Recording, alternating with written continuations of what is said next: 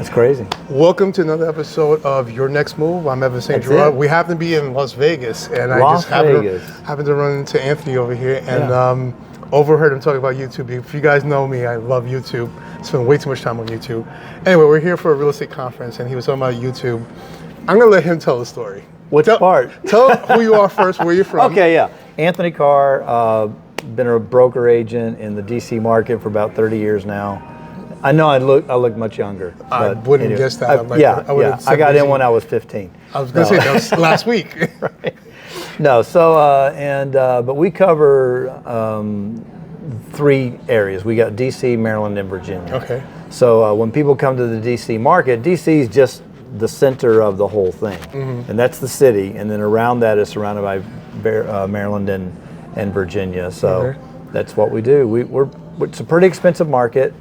A lot of I don't say turmoil, but a lot of what's going to happen now. That's pretty much the whole country. 2025 as this is being recorded. At the time of this recording.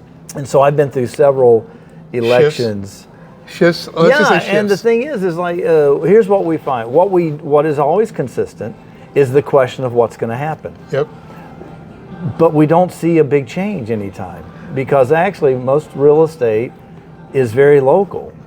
That is correct. But where we do see changes is when the two parties shift. Yes. And because what happens is the party that takes over, as party A comes in, they're taking over, their people will not buy right away. They'll rent. And then the ones that are there will go like, okay, do we stay That's the question. and get the job with the contractor, or do I go that is the big question. So what's really the challenge is that it's the insecurity of what are they going to do, and then after a few months, okay, I need to. I think it's the beauty that you mentioned. That's pretty much whoever it is, wherever they are in life, they have to have the conversation with the professional, interview the professionals, plural, and see who's the best fit for them and their particular family's needs. And okay, based on our conversation, I feel that this person knows exactly what I need to do. I am definitely going to follow, their advice, and I'm going to go with them. The other thing I would suggest, as people are making that decision, if they're going to stay, go, rent, buy, invest, whatever they choose to do, after you make that decision, I'm going to sell and I'm going to move somewhere else. Where am I moving to? Right. And that's where you go interview as many people as possible. Exactly. Or speak to the person that you were speaking to originally. Right. And then he can recommend, you should definitely talk to this person. They can help you go this way or that way. Now, a lot of people have that. Also, the other situations, like, where am I moving to? Why should I come to your part of Virginia? Yeah. And we were talking about food. So. Yeah, sure. Well, we got a ton of food. Very international community.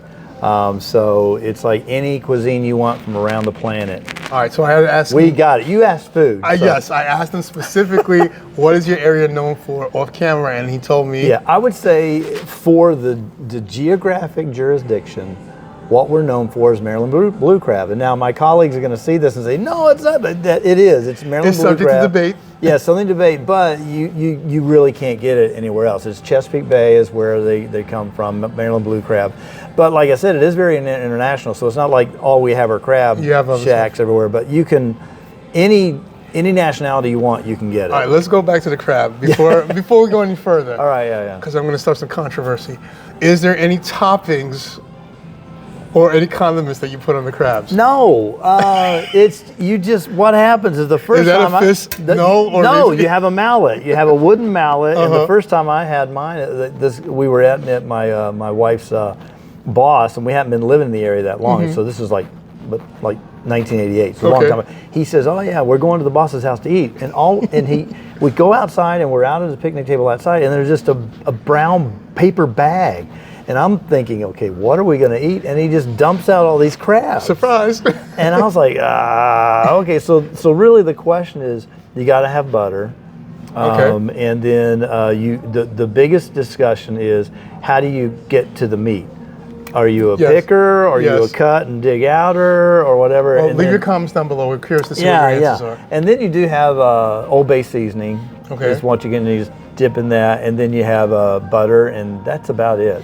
To do anything else would be sacrilegious. Well, again, leave your comments down below because I want to start some controversy. Yeah. All right, so we talked about crab. All right, in your area, Virginia, sports, what can we expect from the sports lovers out there? Well, I mean, now we got the Commanders. Those have been around a long time. Never heard of them. We were excited this year because we got in the playoffs, man. Now and then we had Too soon. And then we had the Nationals who won the World Cup a few years ago, which surprised us all. I surprised a lot of people. But the little backstory on that. Remember that was the Montreal Expos. You know, I forgot about that. We bought them. Like I had a part of it. Oh, you paid tickets. Yes. So they got delivered down here, and what we got from them, because man, they're coming from Coldville to Mid-Atlantic, and they were so excited to be here. This is what we got in the articles. Okay. Because they said we've never had this many people come to the games before, because we had a stadium and all that. So, but we also have the Baltimore Orioles, which are just an hour north. So that has always been the team. Okay. You're a baseball guy. Yeah, I know. So that's been the team we would take buses to go see it. But now we got the Nationals. Okay. But there's still a group that still love the. Now I'm assuming you have a lot of colleges out there as well. Yeah, we do. We've got. Yeah, we do. I mean, the biggest one probably University of Maryland. Okay. The Terrapins. All right, and there's a heartache there when they left the ACC. So for a lot of us, when they left the ACC, we're like, you're dead to me. If anybody knows me, if you were a Yankee at some point and you're no longer a Yankee and you're now on the Mets team, you know exactly who I'm talking about without saying their name. You're dead to me. That's so funny. No, but we got them. We got George Washington University, Howard University, and then Mary Washington. Just a lot of schools in the area. There's a lot of schools. So anybody who's coming for wherever and they're coming specifically for schooling, there's plenty of stuff for them. For every field, or is there any specific? Yeah, everything. We've got sciences, obviously a big political field, but yeah, music, the arts, everything. All right, so we discussed food already. Yeah. We talked about sports. What's your favorite thing besides real estate in your area? In my area, I am a history buff, and we have a ton of history. It's very interesting when you go. I don't know what it's like in New York, but here it's interesting. There's a lot of founding fathers types of stuff because it wasn't the seat of power at the time, but it was close to it. Okay. So we have a lot of colonial type of history, and then we got anybody who's a history buff, they will love it. Okay. Oh yeah, it's totally, and so because we've got everything from a lot of Native American history, and then we've got the colonial, and then the Civil War, obviously down there. And so there's something for everyone. This wouldn't be a real estate show if we didn't talk about real estate. Yeah, I guess we should probably. It's very expensive. That's all I can tell you. Wait, where is it not expensive? Yeah, this is really. For Northern Virginia, D.C., Maryland. I remember it was about a year and a half ago that we entered the $1 million market. Okay. Because for single families, and we were like, oh my gosh, what just happened here? Because we're not used to that type of price range. But we've been in the $1 million market for single families now for about about 2 or 3 years. But $1 million in Virginia is different from $1 million basically in New York. Especially in my parts of New York, you're pretty much. You might be getting this room basically. Well, when you measure luxury properties, and I learned this at the luxury conference I went to, you go with, it used to be, well, whatever's over 750. Then they said, well, whatever's over $1 million. And now what they'll say is, well, what is the top 10% or top 5% of your market? When you do that, then the luxury in our area runs at about $2 million. Okay. Because $1 million and $1.5 million, there are $1 million fixer-uppers. I love that you say fixer-uppers for $1 million. Well, for anybody who's what about you? I mean, $1 million in this, the boroughs, it really depends. Each borough is completely different. Some parts of Queens, people love certain parts of Queens. They'll spend $1 million and change. Yeah. And there's really no room in there. There's no parking. Right. Then other parts, like in Long Island, certain parts of Long Island, there's plenty of parking. If you have 5 cars, you have a wife, girlfriend, and whatever else. There's car space. Nobody has to meet each other. Parking's a big issue. Nobody has to meet each other inside the house. There's plenty of space. You're never going to see each other. Yeah. And then there's other parts where pretty much you're like, this is worth $1 million and change. I'm like, well, you just brought up another part, transportation. Transportation. So we have our metro. Yeah. And then we got the Beltway. And so the metro... Is your traffic like our traffic in New York? I hear New York is worse. Okay. We've been registered, according to who you listen to, as either the number 2 to number 5 worst traffic in the country. Okay. We have a Beltway that is shared between Maryland and Virginia. And so, but 95, we're an I-95 community. So from Florida to New York, you can take I-95. And then when you hit the D.C. area, you got 495, which is a portion of the Beltway, but it's a big circle. Gotcha. It's a 63-mile radius around D.C. But then we have our metro system. I was going to ask you which is the worst, but go continue. Maryland is the worst because they don't have as many lanes. Okay. Sorry, I hope I don't anger any of my Maryland colleagues, but I think no one would argue. Yeah, they don't have as many lanes, or they'll narrow down, then widen back up and narrow down. Did you talk about the metro? Yeah, and then the metro, we have, that goes all through downtown. Okay. And then we've got portions where it goes to the suburbs. We have you're going to test my knowledge. I want to say about 6 lines. Okay. Orange, green, blue, yellow. So this like we said before, there's something for everybody. Yeah. And so we have that. And now the latest thing for those who know a little bit about DC is that now we have metro all the way out to Dulles Airport, which is 30 miles out. Wait, so you have the train basically takes you straight to the airport? Yeah, the metro takes you to the, well, we have 2 airports. We have Dulles and we have a National, which I know that you guys have a competition. Yes, well, in your Queens, area. We have the, I'm embarrassed to say this out loud. We have JFK, and then we have the other place. Oh my gosh, boy. That's bad. But there's also airports in New Jersey, and there's also in Long Island. There's an airport out there. So I came here from I took Dulles. Okay. And generally, I think the way ours are divided up, mostly it's like, well, which one's closest? They don't really, because they both take metro. They both have parking there. They're both hard to get in and out of. Well, Dulles is not so hard. There's an actual Dulles access road that you can only get on if you're going to the airport. Okay, that's good to know. That's pretty quick. So you can go from the Beltway. What's considered quick for you guys? The average commute is 30 to 35 minutes. Okay, that's not too bad. So when someone says, "Oh, it's about a 30-minute drive," oh, sure, no problem. All right. Yeah, we won't even get upset in an hour. But if in an hour, you're still in the area. You're not like, "Oh, you went 60 miles, huh?" That's most parts of Long Island. If you're driving from Queens to Long Island, you're probably going. I'm probably not going to admit anything on camera right now. So there you go. Allegedly. Yeah. So that's traffic. And so we got the 2 airports. We have we obviously have train. Okay. And Union Station is fabulous. That's a wonderful place. A lot of metros come to Union Station, but then we have the trains. So you can get your train, the Alexa. Okay. Come down from New York down to Washington D.C. A couple hours. I was going to ask you, how long would it take from?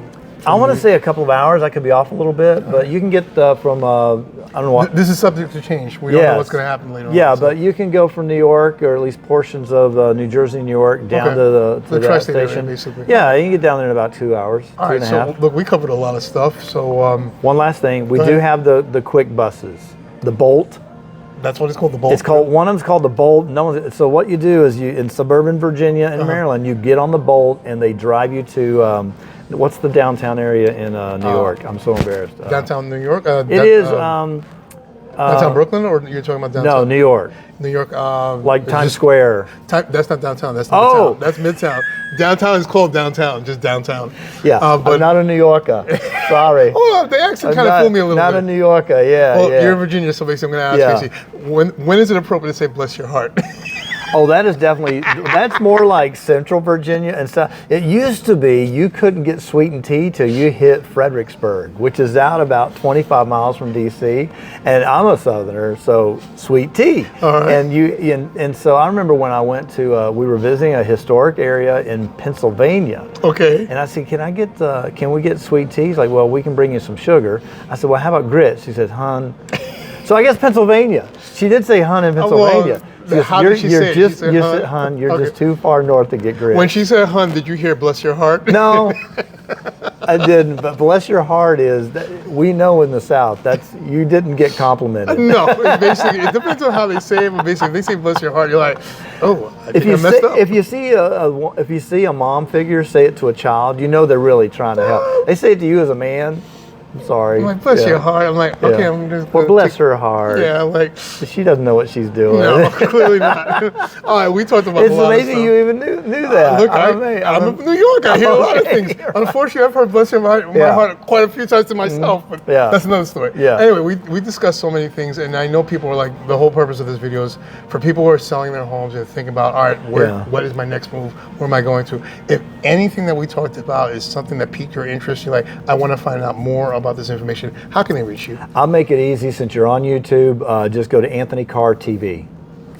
There you go. One more time for the people all the way in the back. Anthony Carr, 2 R's, TV. That's my YouTube channel. All right, awesome. And that's the easiest place to get me. I'll do a lot of Q&A on there and stuff about the area, but mostly it's all about real estate. All right, well, guys. Great, man. Thanks a lot for having me on your program. And if I'm your guy basically who needs to sell your house here in Queens, Long Island, Brooklyn, the Bronx, Yonkers, wherever, basically in the tri-state area, except for Staten Island, I'm not going over the bridge.